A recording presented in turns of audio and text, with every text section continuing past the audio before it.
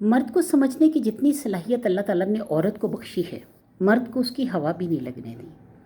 عورت جو ہے وہ مختلف معاملوں میں یہ سوچتی رہتی ہے کہ میں شاید مرد سے کمتر بنائی گئی ہوں، اور مرد بھی اس میں رہتا ہے کہ میں بہت برتر ہوں۔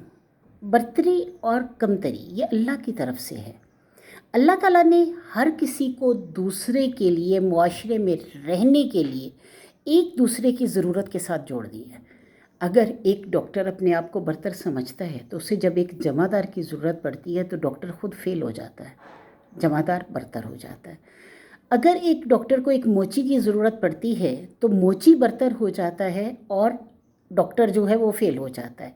اسی طرح تمام شعبوں میں کہیں بھی اللہ تعالیٰ نے اگر ایک کی برتری رکھی ہے تو دوسرے کو اس کی ضرورت ڈال کر اسے سمجھا دیا ہے کہ تم کہیں بھی برتر نہیں ہو۔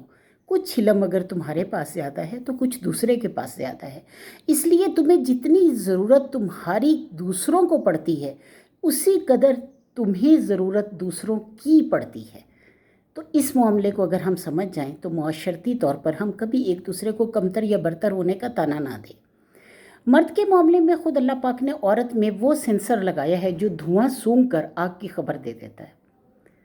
اب MBA پڑھا ہوا شوہر ہے، اپنے دوست کو گھر لے کے آتا ہے، گھر میں عام مڈل پاس بیوی ہے یا میٹرک پاس بیوی ہے، وہ اس کو 10 منٹ میں بتا دیتی ہے کہ اس مرد کی نظر ٹھیک نہیں۔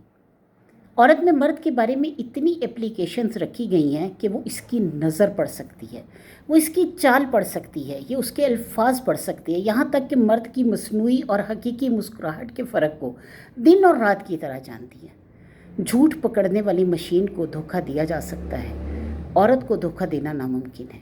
وہ مروت سے چپ کر جائے تو اس کی مہربانی ہے۔ جھگڑا دفتر میں ہوتا ہے، اس کی خبر وہ آپ کا مکھڑا دیکھ کر دے دیتی ہے۔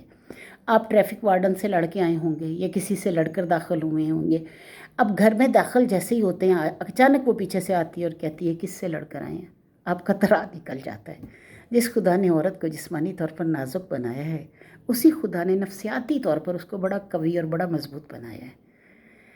پیغمبروں کی حفاظت عورت کو سونپی گئی۔ کتنے بڑے امتحان کے لیے بھولی بھالی حضرت مریم علیہ السلام کو چنا گیا، یعنی حضرت موسیٰ علیہ السلام کی بہن، ان کی ماں سے کام لیا گیا۔ موسیٰ علیہ السلام کی 9 سال کی بہن سے کام لیا گیا۔ فرعون کی بیوی آسیہ سے کام لیا گیا۔ شیخ مدین کی بیٹی جب حضرت موسیٰ کے سامنے آئی تو باپ کے سامنے اجنبی موسیٰ کا پورا کردار بیان کر دیا۔ کیا وہ ان کو جانتی تھی؟ اسے کیسے پتہ چلا کہ وہ امین بھی ہیں اور حیا والے بھی ہیں اور جسمانی طور پر قوی بھی ہیں؟ جس اللہ نے عورت کو جسمانی طور پہ کمزور بنایا ہے، اسی اللہ نے ہی اس کی نفسیاتی طور پر بہت اسٹرانگ بنایا ہے اس کو۔ لہٰذا عورتوں کو ہر لحاظ سے کمزور سمجھنا یہ مردوں کی غلط فہمی ہے۔ اس انمول نعمت کو عورت خود نہیں جانتی اور وہ اپنے حق کے لیے آواز بلند کرتی ہے اور کہتی ہے میرا جسم میری مرضی۔